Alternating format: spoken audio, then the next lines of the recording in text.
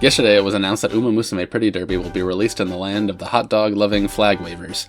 Finally, I don't need to rely on my Duolingo lessons and Google Translate camera to enjoy the funny horse girl game. If you don't know, originally Pretty Derby was supposed to come out, and then Cygames decided to do an anime to promote it. The first season of the anime came out in 2018, which of course correlated with the game's initial release in 2021.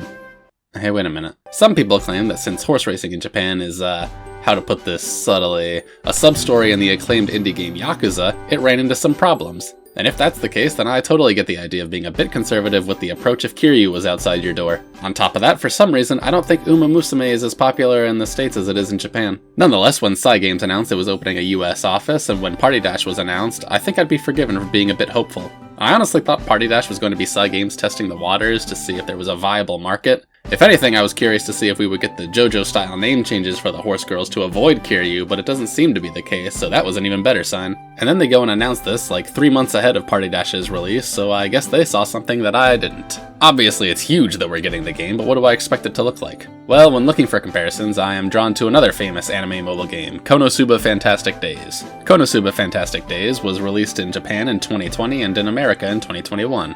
When it released in the States, it was basically a new app missing all the content that Japan had gotten over a 1.5-year span. Since we're officially almost 3.5 years behind Japan, I think it's going to be a long game of catch-up. Since I just started playing a few months ago, I have no idea what the game state was at the time, other than the fact that the available horse girls were pretty limited. At the very least, if it follows trends from 3 years ago, we can use that to determine who to save up for. Now, since I am an expert in all things mobile games because I in fact play them, and that's the minimum requirement, it is possible that development to catch up for scenarios can take shorter than it would be to develop new ones, so in that regard we could get closer.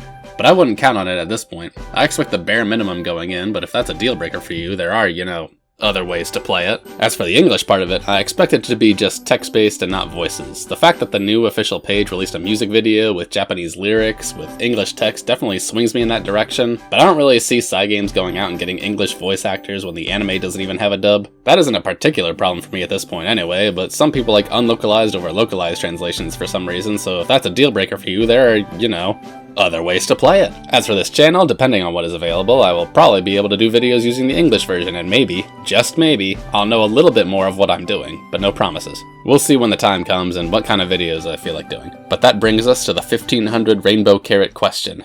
When will we get to play Umamusume on English Nokia devices? I don't know.